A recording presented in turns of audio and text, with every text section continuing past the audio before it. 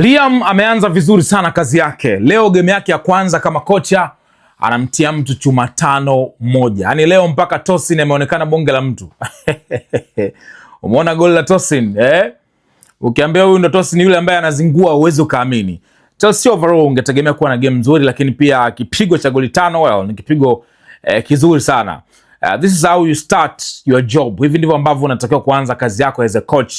Nilivyoona tu kikosi kimpangwa nikasema jamaa hataki masiara. Kikosi hiki ni deadly man. Of course goli lingine zuri sana ni la Jorel Hato, amefunga goli zuri sana.